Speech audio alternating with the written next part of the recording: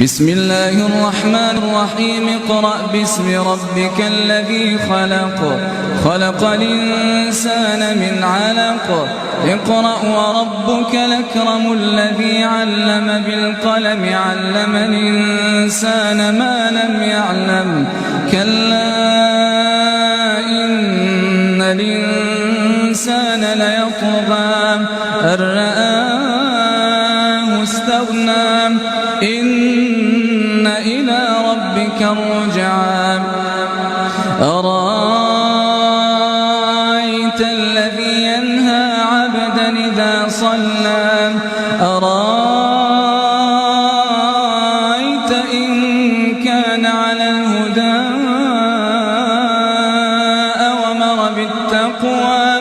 أرأيت إن كذب وتولى ألم يعلم بأن الله يرى كلا لئن لم ينته لنسفعا